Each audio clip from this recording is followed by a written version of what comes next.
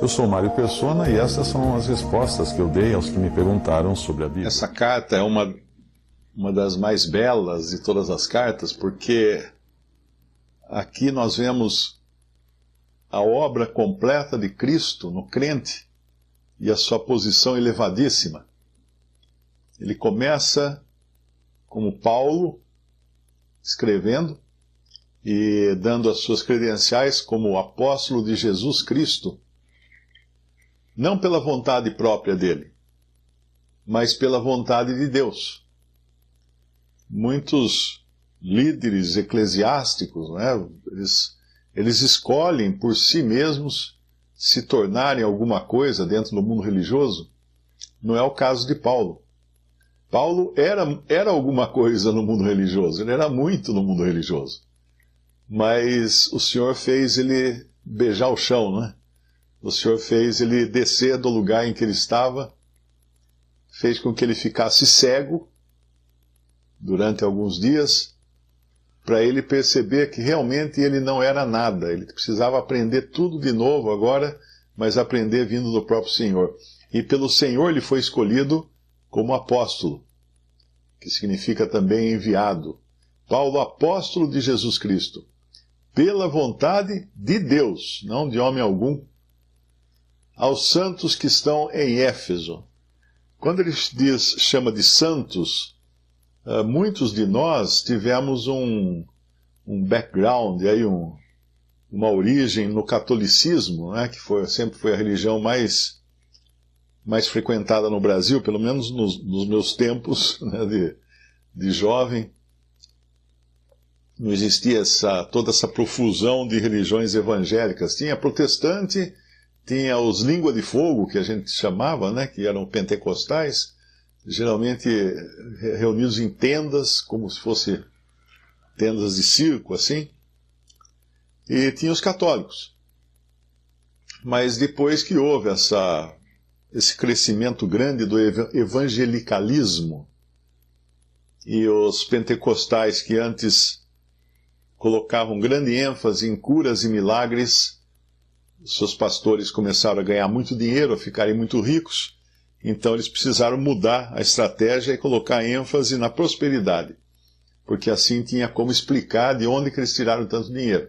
Eles simplesmente foram abençoados por Deus e se tornaram prósperos. E aí os ouvintes sempre iam escolher o pastor mais próspero, e aí acabavam aumentando a prosperidade dele. Mas essa palavra, eu dei essa volta toda para dizer que a palavra santos, eu quando criança aprendi que santo era alguém assim muito especial, uma pessoa que andava flutuando no chão, não era qualquer um, precisava ter feito milagres, ter feito curas, e passar pelo crivo de Roma, do Vaticano, para ser elevado a uma posição de santo. Muitas vezes era feito com os mártires, ou algo assim. Então, aqui já deixa muito claro que santos são todos os salvos por Cristo Jesus. Uma pessoa que crê no Senhor Jesus, ela é feita santa, ela é santificada. Ela se torna santa, não pela sua maneira de ser ou de viver, mas porque Deus a separou. O que é santificar? Santificar é separar. Eu, quando lavo os copos na pia, eu tenho os copos sujos de um lado da pia, e daí eu vou lavando, enxaguando e vou colocando do outro lado. Não misturo. Não mistura a louça suja com a louça limpa. Isso Deus fez. Ele nos limpou pelo sangue de Cristo, pelo sacrifício de Cristo, Ele nos justificou, nos colocou do outro lado da pia agora, como salvos, perfeitamente salvos. E aí ele vem com a saudação, né, a vós graça e paz. Não pode haver paz sem graça. Isso é importante lembrar. Eu vou explicar por quê. E paz da parte de Deus, nosso Pai, e do Senhor Jesus Cristo. É porque nós jamais conseguiríamos encontrar a paz a paz com Deus se não fosse a graça de Deus nos estendendo a misericórdia dele para nos salvar. Esse é um ponto crucial no Evangelho, o de que toda a obra de salvação partiu de Deus. Nada veio do cristão.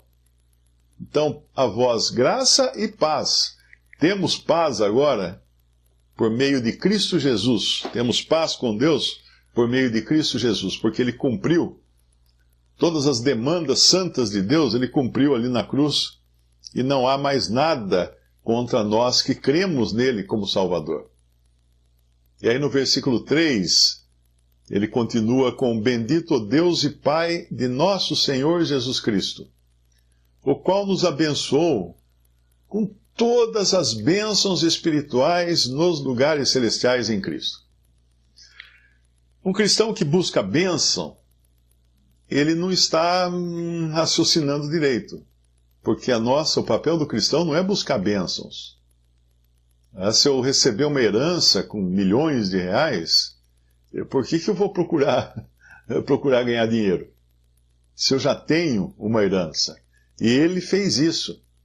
Aqui não fala que nos abençoará. Muitos têm a ideia errada. Falam assim, se eu for obediente, se eu for perseverante até o final, tudo, Deus vai me abençoar. Não. Já abençoou. O qual nos abençoou. Bênção já assegurada. Com quantas bênçãos? Com todas.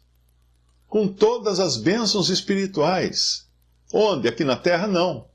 Nos lugares celestiais, em Cristo, que é o cofre, vamos dizer assim, o nosso porta-joias das nossas bênçãos estão em Cristo. Então, se eu quero saber onde estão minhas bênçãos, eu tenho que olhar para Cristo. Nesta vida, e a confusão muito grande é isso, né?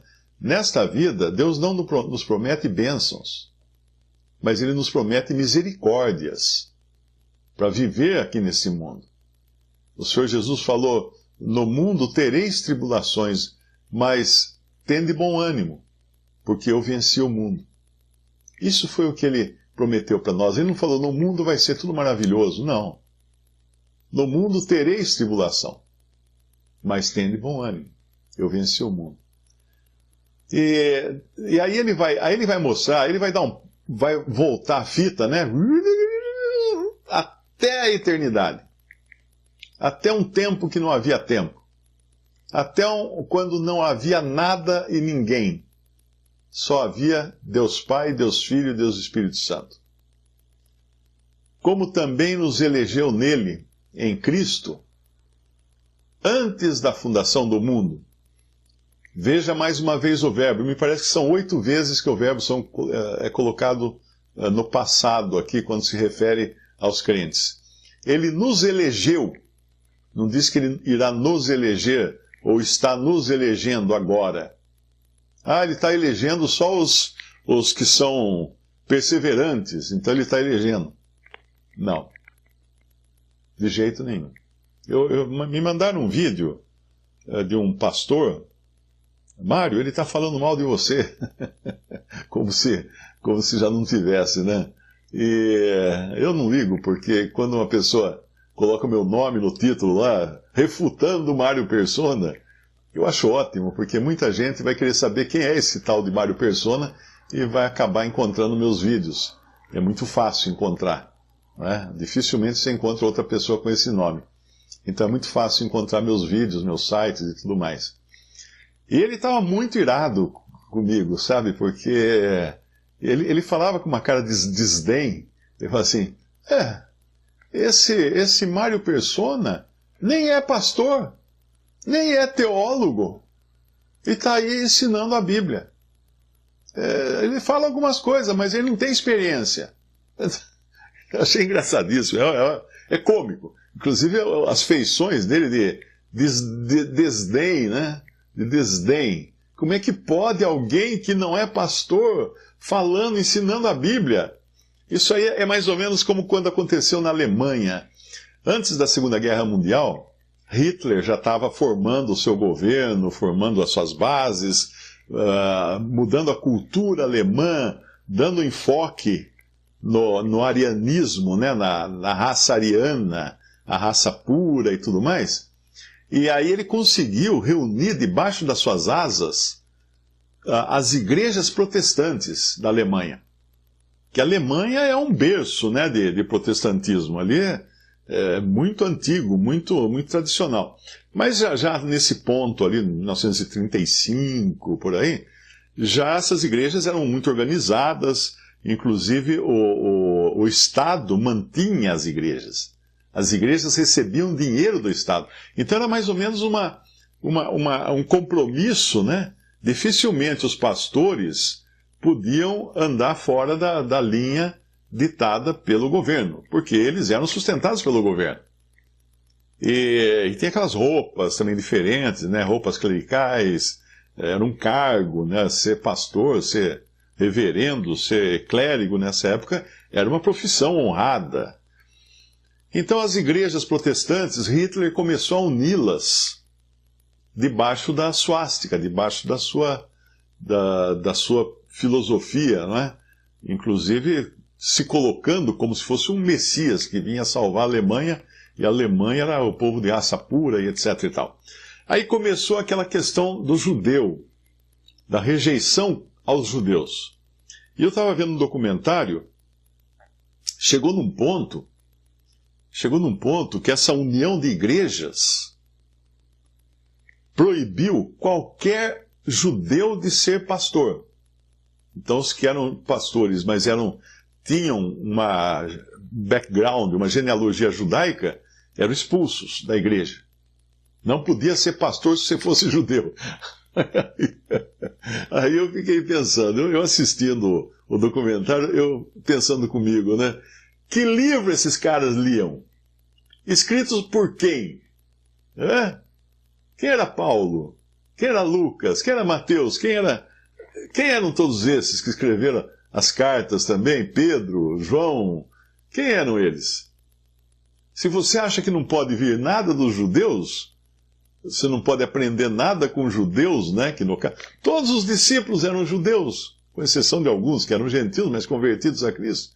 Mas todos tinham via de linhagem judaica. Então você vê que loucura o homem, quando ele mistura o mundo e os interesses humanos com as coisas de Deus. Fica ridículo. E aí esse aí que estava me criticando, ele estava fazendo uma cara de nojo, sabe? Falando assim, ele é consultor de empresa, ele é formado em arquitetura, não é nem formado em teologia. Mas o problema dele era justamente com este versículo aqui. O versículo 4. Como também nos elegeu nele, em Cristo, antes da fundação do mundo. Aí ele explicou, claro que ele tinha que explicar isso, né? Não é bem assim. Não é bem assim. O vídeo que ele mostrava no celular dele, o meu vídeo, né? Era sobre eleição. Sobre a eleição, os eleitos de Deus. Não é bem assim. Deus, antes da fundação do mundo, ele já sabia quem iria ser fiel e ser perseverante para ele poder eleger. Inverteu tudo. Inverteu tudo. Então deu a glória ao homem. Se eu fui eleito por ser alguém, então não é graça. Não é graça. Isso é recompensa. Não é? Eu sou fiel, então daí Deus vai me eleger. E é claro que se eu não andar, não continuar fiel, ele vai fazer o meu impeachment. Ele vai fazer o meu impeachment. Eu fui eleito, mas agora vai me tirar do cargo que Deus me deu. É loucura. Isso é coisa... Homens, quando tentam ler a palavra de Deus com a mente humana, fazem isso. Mas aqui não. Também nos elegeu nele, em Cristo Jesus, antes da fundação do mundo, quando nem existia. Eu não era nem um óvulo, não era nem um feto, não era nada. O Senhor quis me eleger. Olha que bênção. Não só a mim, a cada cristão, a cada salvo por Cristo, Ele quis eleger, Ele quis já determinar lá atrás. E um belo dia eu crio no Senhor Jesus, e até depois que eu crio, eu achei que eu tinha, com a minha inteligência, com a minha capacidade, com a minha astúcia, com a minha sagacidade, eu tinha entendido o Evangelho. Que nada. Até eu descobri que Ele tinha me escolhido. Aí que você entende o que é graça. Aí que você entende que nós não somos nada e Deus é tudo. Aí que nós podemos louvar a Deus. Teve um caso interessante que me contaram, me parece que aconteceu na Bolívia, isso. Um cristão, um irmão, pregando o evangelho numa praça, para todo mundo ouvir, tinha uma roda de pessoas. Quando ele terminou de pregar o evangelho, um homem chegou perto dele e falou assim: olha, gostei muito da sua pregação, muito interessante, eu só não concordei com uma coisa. Ele falou: qual é? Não concordei que você fala que não somos nós que nos salvamos.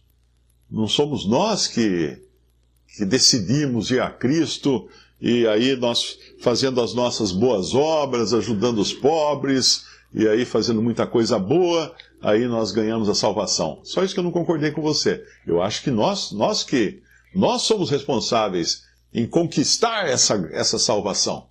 Ah, é? Você é responsável? Claro, sim.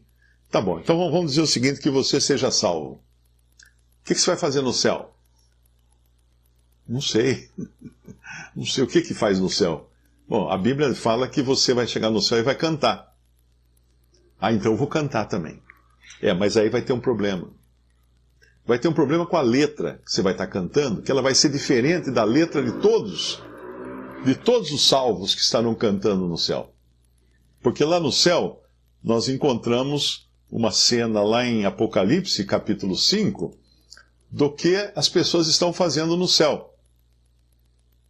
E lá no versículo 9, diz assim: e cantavam um novo cântico, dizendo: digno és de tomar, cantando para Jesus, né? Digno és de tomar o livro e de abrir os seus selos, porque foste morto, e com o teu sangue compraste para Deus homens de toda a tribo e língua e povo e nação, e para o nosso Deus os fizeste reis e sacerdotes, e eles reinarão sobre a terra. Essa é a letra da música. Mas você não vai poder cantar junto com todo mundo. Porque enquanto todos vão estar cantando assim, digno és, você vai estar cantando, digno sou. Digno sou, porque com as minhas boas obras eu adquiri um lugar na presença de Deus. Percebe que loucura que é quando o homem acredita que ele tem qualquer mérito na sua salvação. Mas aí vem um e fala assim: mas assim é muito fácil então. Se é só crer, então, eu creio e vou cair na gandaia, vou viver do jeito que eu quero. Bom, só de você falar assim, você não crê. Porque quem crê realmente não fala assim. Porque quem crê realmente sabe o valor, o custo que teve a obra de Cristo morrendo naquela cruz, recebendo sobre o seu corpo santo os nossos pecados e sendo feito pecado por nós ali na cruz. Uma pessoa que fala assim: então é fácil, eu vou... Não entendeu. Não creu. Não conhece o valor de Cristo. Não conhece a enormidade do seu próprio pecado, achando que vai poder se livrar da sua carga de pecados por si só, fazer uma barganha com Deus, trocar por esmola, trocar por frequência à missa ou ao culto. Não entendeu nada. Como também nos elegeu nele antes da fundação do mundo. Para que ele nos elegeu? Para que fôssemos santos e irrepreensíveis diante dele em amor. Ele nos elegeu. E se você falar, então tá aí, ó. Aí, tá vendo? Ele nos elegeu para sermos santos. Então, se a gente não for santo, não vai acontecer nada. Aí a gente entra numa outra passagem, lá em 1 Coríntios capítulo 6, ele diz assim no versículo 11. Versículo 10. Não erreis, nem os devassos, nem os idólatras, nem os adúlteros, nem os efeminados, nem os sodomitas, nem os ladrões, nem os avarentos, nem os bêbados, nem os maldizentes, nem os roubadores herdarão o reino de Deus. E é o que alguns têm sido. E é o que alguns têm sido. Mas haveis sido lavados, mas haveis sido santificados, mas haveis sido justificados em nome do Senhor Jesus pelo Espírito do nosso Deus. Então ele dá a posição do homem natural em todos os seus pecados e a posição do salvo. Vocês foram lavados, vocês foram santificados, vocês foram justificados em nome do Senhor Jesus e pelo Espírito do nosso Deus. Uma obra divina. Uma obra divina Deus faz naqueles que são salvos. Pela graça somente, pela fé somente. E como se não bastasse, no versículo 5, ele vai dizer, e nos predestinou. O que é predestinar? Destinar com antecedência. Quando ele nos predestinou? Antes da fundação do mundo. Para filhos de adoção por Jesus Cristo, para si mesmo. Segundo as minhas boas obras, as minhas caridades, não. Segundo o beneplácito, a bondade da sua vontade. O seu bom desejo, ele nos predestinou para filhos. E para que isso? Para louvor e glória minha? Não. Para louvor e glória da sua graça, pela qual nos fez agradáveis a si no amado. Ele nos fez agradáveis a ele. Não fomos nós que nos fizemos agradáveis a Deus. Em quem temos a redenção, ou seja, a remissão pelo seu sangue, a remissão das ofensas, segundo as riquezas da sua graça, que ele fez abundar para conosco em toda a sabedoria e prudência, descobrindo-nos o mistério da sua vontade, segundo o seu beneplácito, que propuseram em si mesmo. Agora, tudo isso, vê se você encontra a sua impressão digital em alguma dessas coisas aí. Não, porque não tem. Em nada disso entrou a nossa própria vontade. Em nada disso entrou o nosso próprio esforço. Ele fez. Ele fez. No capítulo 2, nós vamos depois ler, pela graça sois salvos, mediante a fé. E isto não vem de vós. É dom de Deus. Não vem de vós para que ninguém se glorie. Porque somos feitura sua, criados em Cristo Jesus para as boas obras que Deus preparou de antemão para que andássemos nelas. Essa é a obra da graça. E tem gente que fala graça, graça, graça por aí, e é lei. Tem até uma denominação que eles falam que é a obra da graça, e é só lei, é só lei. É só fardo pesado em cima das pessoas. É só, você tem que fazer isso, tem que fazer aquilo, tem que fazer. Se você não fizer, você vai perder a salvação, vai ser amaldiçoado, tal. Estou recebendo uma revelação que diz que você vai casar com aquela pessoa. Isso não é graça, coisa nenhuma, gente. Isso é circo. Isso é circo. Querer fazer das coisas de Deus um espetáculo. Nos elegeu nele antes da fundação do mundo. Então acho que isso aqui já nos dá um descanso muito grande, por sabermos que nós não tivemos parte ativa na nossa salvação. A nossa parte ativa foi nos rendermos nos braços de amor de nosso Salvador. Visite respondi.com.br. Adquira os livros ou baixe e-books. Visite 3minutos.net. Baixe o aplicativo.